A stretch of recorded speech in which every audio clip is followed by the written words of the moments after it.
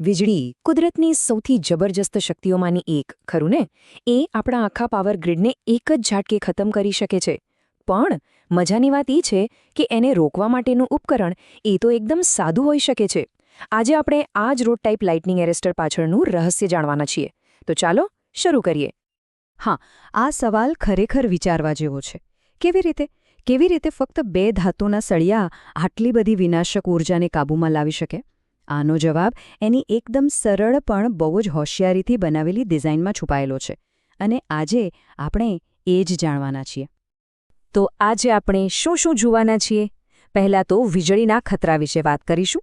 પછી આ એરેસ્ટરની રચના કેવી હોય છે એ સમજીશું. એ કામ કેવી રીતે કરે છે એ જાણીશું. અને હા, એના ફાયદા ગેરફાયદા પર પણ એક નજર નાખીશું. અને છેલ્લે આ ટેકનોલોજી સમય સાથે કેવી રીતે વિકસી એ પણ જોઈશું. કોઈ પણ પાવર સિસ્ટમ માટે એક કુદરતી દુશ્મન હોય છે, અને એ છે વીજળી. વિચાર કરો, જ્યારે એ સીધી ત્રાટકે ત્યારે ટ્રાન્સફોર્મર અને ટ્રાન્સમિશન લાઇન જેવા કરોડોના સાધનો પર કેટલું મોટું જોખમ આવી જાય છે. આ ખતરો કંઈ આજકાલનો નથી, વર્ષો જૂનો છે. તો હવે પડકાર એકદમ સ્પષ્ટ છે. આ જબરદસ્ત ઊર્જાને આપણા કિંમતી સાધનોથી દૂર રાખીને સેફલી જમીનમાં કેવી રીતે ઉતારવી? બસ આ જ સવાલનો જવાબ એટલે લાઇટનિંગ એરેસ્ટર. સારું, તો હવે આ એરેસ્ટરની બનાવટ પર એક નજર કરીએ. એની ખાસિયત એની કોમ્પ્લેક્સ ડિઝાઇનમાં નથી, પણ એની સાદગીમાં છે. ચાલો જોઈએ કે કેવી રીતે ચાર સાવ સામાન્ય ભાગો ભેગા મળીને એકદમ અસાધારણ કામ કરી જાય છે. તો આના મુખ્ય ચાર ભાગ છે. સૌથી પહેલાં તો બે ધાતુના સળિયા, સામાન્ય રીતે 15 મિલીમીટર જાડા અને 90 ડિગ્રીના ખૂણા પર વાળેલા. પછી એમને પકડી રાખવા માટે એક ઇન્સ્યુલેટિંગ સ્ટ્રક્ચર.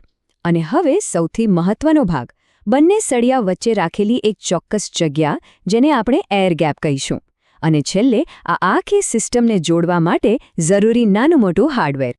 આ આખા ડિવાઇસનું અસલી જાદુ છે ને, એ આ એર ગેપમાં જ છે. સમજો કે આ એક એવી સ્વિચ છે જે વોલ્ટેજને સેન્સ કરે છે. નોર્મલ સંજોગોમાં એ કરંટને પસાર થવા જ નથી દેતી. પણ જેવો વીજળીનો જોરદાર વોલ્ટેજ આવે, એ તરત જ પોતાનો સ્વભાવ બદલી નાખે છે અને એક કંડક્ટર એટલે કે વાહક બની જાય છે. ઓકે, તો આટલી સિમ્પલ ડિઝાઇન આટલા મોટા ખતરાને રોકે છે કેવી રીતે? ચલો, વીજળી પડવાથી માંડીને એના જમીનમાં ઉતરી જવા સુધીની આખી પ્રોસેસને સ્ટેપ બાય સ્ટેપ સમજીએ.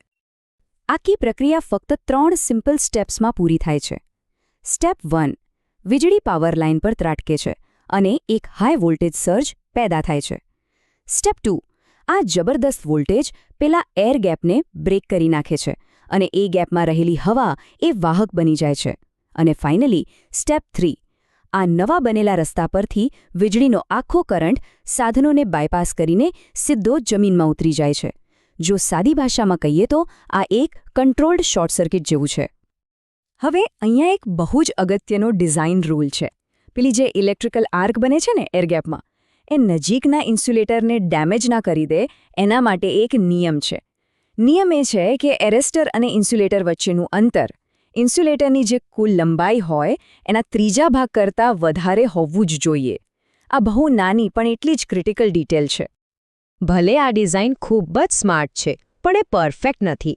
કોઈ પણ ટેકનોલોજીની જેમ એના પણ કેટલાક પ્લસ પોઇન્ટ્સ છે અને કેટલાક માઇનસ પોઇન્ટ્સ.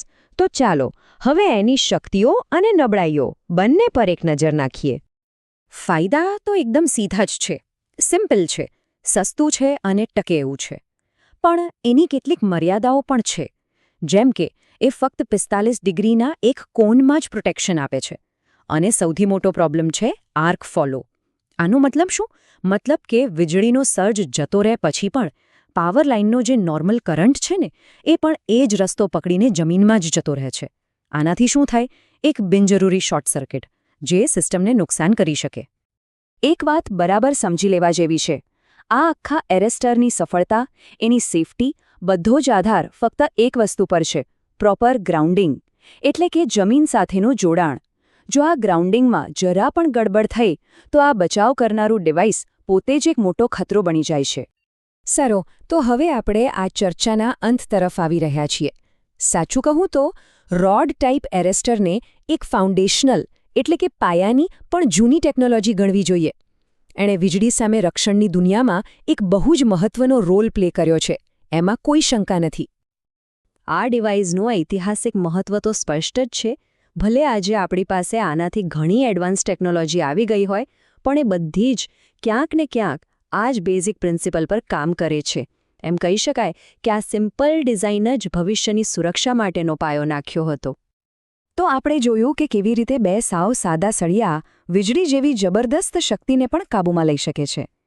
ચોક્કસપણે આ એક શાનદાર શરૂઆત હતી, પણ એની જે મર્યાદાઓ હતી ને એના કારણે જ નવી ટેકનોલોજી વિકસાવવાની જરૂર પડી.